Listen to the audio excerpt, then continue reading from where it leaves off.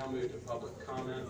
I do have 2 cards for people wishing to give public comment. If anybody wishes to give public comment and you have not turned in a card, please do so right away, as we do limit the time for public comment. Members of the public wishing to address the commissioner are subject to a time limit of 5 minutes. Should a member of the public bring an item to the commission for which the subject was not posted on the agenda of this meeting, state law provides the commission may receive the information but cannot act upon it at the meeting. The commission may direct staff to contact a requester or request that the issue be placed on a future agenda for discussion.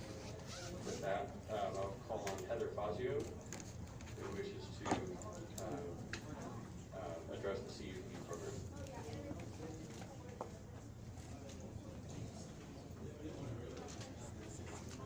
Good morning, commissioners. Hello. Thank you very much for your time and for your service. My name is Heather Fazio. I'm the director of Texans for Responsible Marijuana Policy, which is a nonprofit that represents a broad coalition of about 25 different organizations that span the political spectrum. While there are many political issues that divide us, what we have seen is that medical cannabis has truly brought people together when it comes to advocating and seeing laws changed. We've been working to bring Texas patients safe and legal access to medical cannabis through lobbying and grassroots engagement. The vast majority of Texans want to see our compassionate use program made more inclusive for those with debilitating medical conditions. Not only would we like to see more patients with access to the program, but the arbitrary cap on THC limits the therapeutic value of cannabis. Decisions about dosing should be left to doctors, like with all medicines, many of which are much more dangerous than cannabis. The state of Texas has invested a lot into establishing this program, and we are very grateful for the good people at DPS who have done their best to work within the statutory restrictions. Obviously, licensing fees must be collected in order to cover the cost of administration. However, current fees are exorbitant and create an unreasonable barrier to entry for many Texans and businesses that are not extraordinarily wealthy.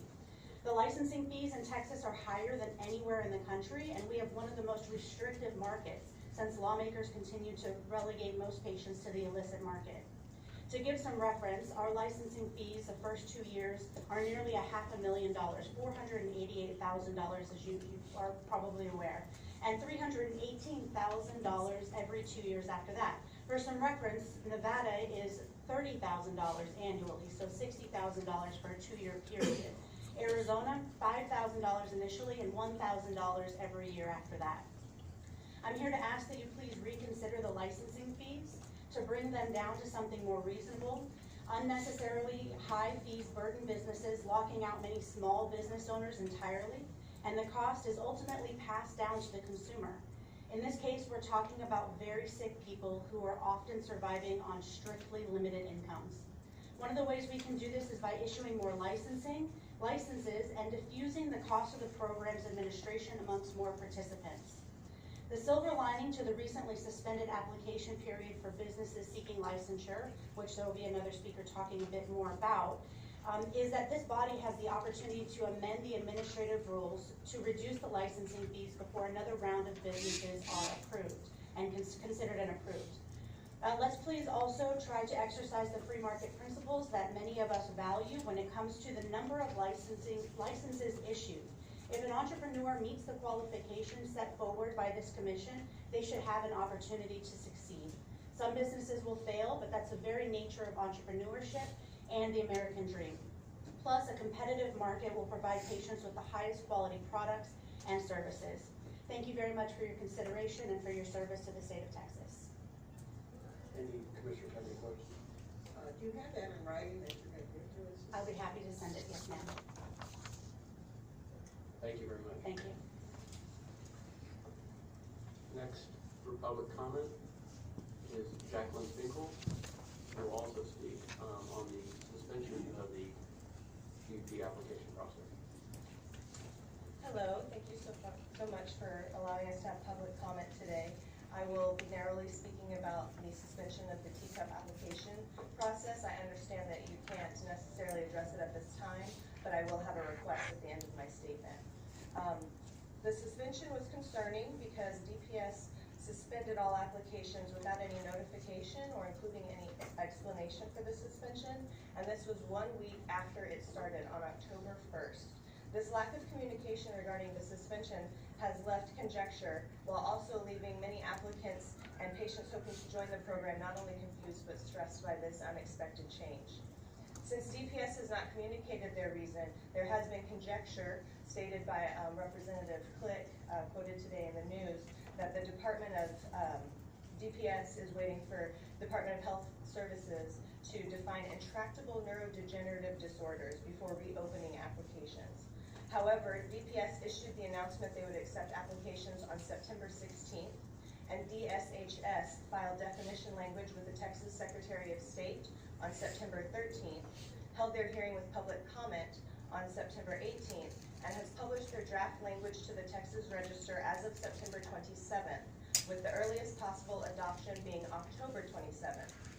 While waiting for adoption of final language could be a reason for waiting to award a license, this should not hold up the application process, as the process itself will take some months and then a year, if not more, for licensees to become operational, harvest a crop, and then service Texas patients with medicine.